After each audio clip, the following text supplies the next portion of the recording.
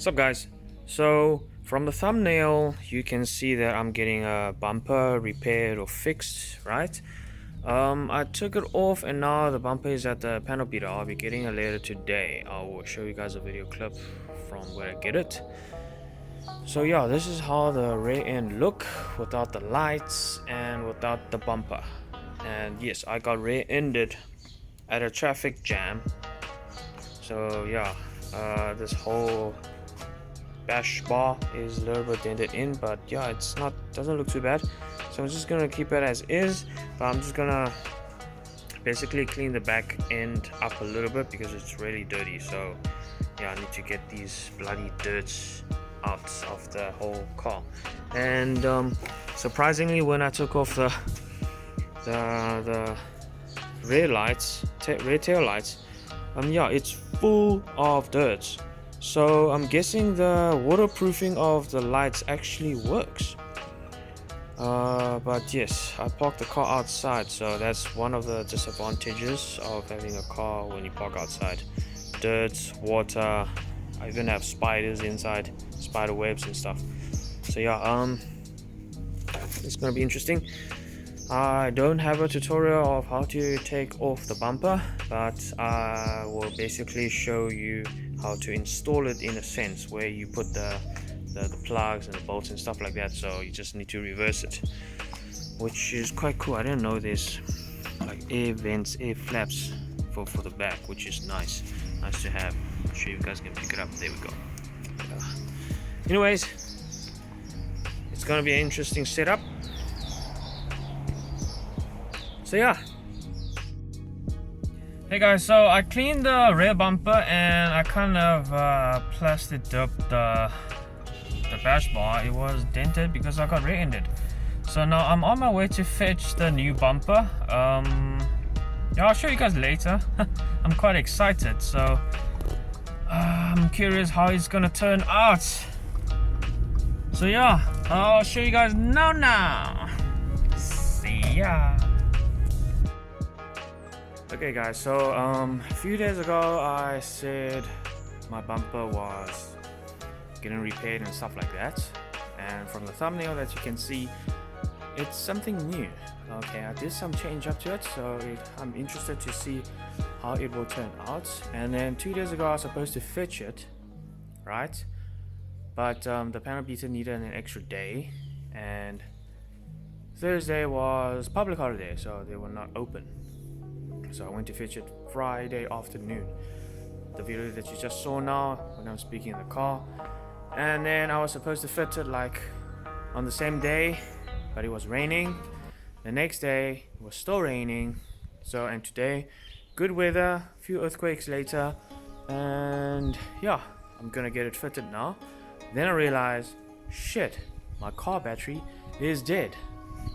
Because the reason is my boot, right, was not closed, because I kept the lights in and just make sure it's all nice and clean from all this windy, and then I put the car cover on.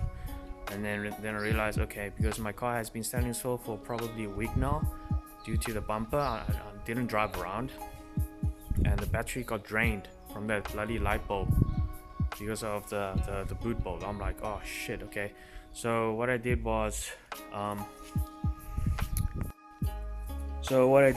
I went to the neighbors and I was lucky enough to get a jump start this thing. So I'm gonna try and see if it works and jump start my car.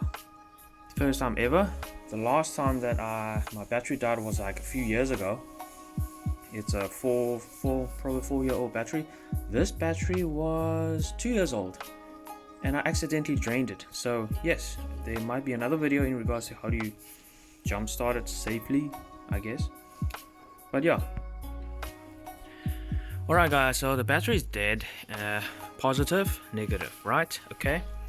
And so yeah, red to red, black to black. This is what I was told.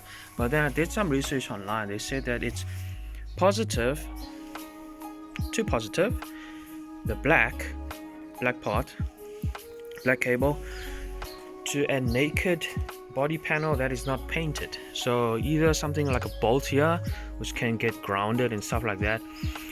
But what I know is the black cable that we always have, or the blue, black, right, the negative, basically, it's always been grounded, which means that I don't really need to. It's basically a ground. It's basically a ground. So I can connect the black to the black, red to the red, and turn it on, and wait for like a few seconds. Then I can start the car. So this is what I'm gonna do. Let's just hope it works.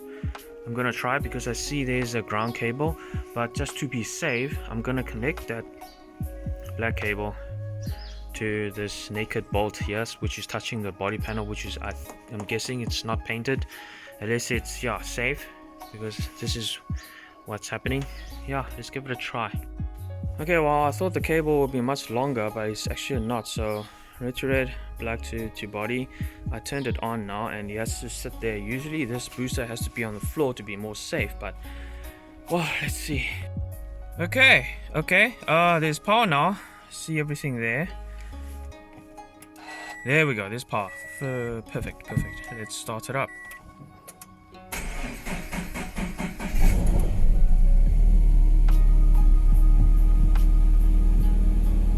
Oh shit, my fuel's almost finished. Oh boy. Oh well, anyways, the car is now charged. It's back and running. It's time to install the bumper. And it should be interesting. I have no idea how it's gonna turn out. There we go. This is it. So what was done was, this is not an original one. Okay, I'm guilty of that, not getting the original TRD rear bumper, but since my rear bumper needed to be sprayed as I was rear-ended and repaired, so I decided, you know what, let's get this thing on. And this is how it's gonna look. So yes, I'm going Panda, P-A-N-D-A, Panda. So I'll be fitting this back on, and it should look quite decent. Should look something different. And I'm going quad pipes, right? I'll be doing an exhaust soon, so it should be good enough, I guess. The panel beater didn't really have experience installing this kit onto the 86 before, so it was like a good new job for them. And also I took the rear bumper off and I took it to them instead of parking my car at the place. So what they did was they just fitted as best as they could, right? And they don't really have, well, they have no idea how it's gonna look on the car or how it's gonna work on the car. So let's just hope it's a good fit or close to 100% fit. Otherwise I'll just have to find another way to get it sorted by them. Okay, this is what the inside look. Wiped it a little bit, it was so much dirtier. And first things first, I need to install this thing. It's this bloody light that caused my car to drain my battery, because this thing is from outside. I'm not going to remove everything and just keep it aside. So this thing has to be there, and then when you close the boot, it doesn't close properly. So well, let's put this back on. Alright, so this is on. Basically just need to fit that area in, 2 pop clips and then 2 10mm bolts, and just tighten it up, and this thing is secure. And then this bracket here is just to keep the cables in, and I think that side for there. So I need to pick up the bumper and then get it sorted. As you guys can see here, this was the headline crack that I was getting. I think this is it. These are all cracking up, so I had to get it repaired, otherwise it's gonna spread and the whole rear bumper is gonna look so much crap here. But okay, keep you guys updated. Oh wow, okay. I'll clip it back on. I haven't put all these pop clips in just to secure it in the bolts and stuff like that, and I still need to do the rear lights, fit it back on. But this is what it looks like. It's all clipped in, and even the wheel side, yeah, I'm not sure if you guys can see, but yeah, it's all in. And this part, I just need to find a way to even secure it even more, but cool, looks nice, very bright now. So this is how it looks. And the exhaust clearance, pretty good. The exhaust is pretty good, doesn't look too bad with single dual tip exhaust on a quad tip design bumper. There's this gap here, which well, you guys can say this can become like a Ferrari diffuser type of feel. The panel beater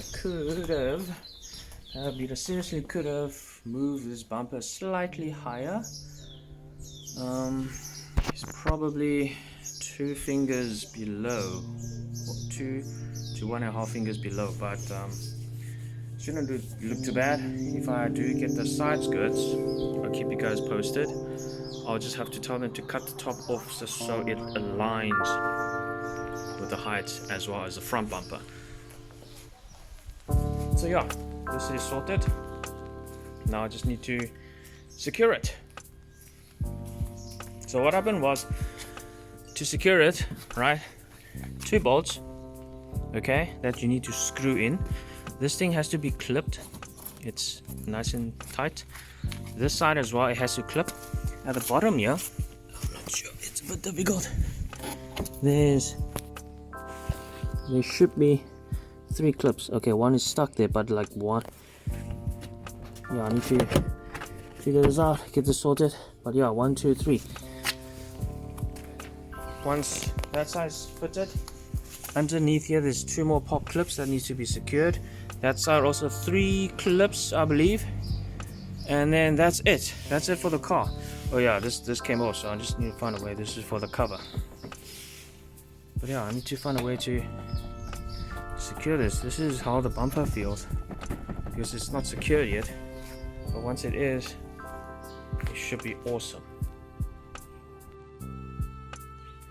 Here we go. This is it.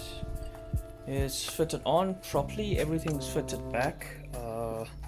This is the view basically, which is quite interesting. You see, it's not bad. So what the panel beater did was, it used to have, if I remember, it's like a plastic gap thingy. I don't remember what it's called, just to prevent water from falling and then keep it close to the body panel so it doesn't scratch. But the panel beater uses this rubber thing, this rubber strip. Alright, so it makes it look more neater. Sure, it's not 100%, but it's better than nothing, I guess. Since this isn't, I'm very guilty of this, but this is not original, so I thought, you know, for fun, let's fit it on, since I need to repair the bumper. And it doesn't look too bad, does not look too bad.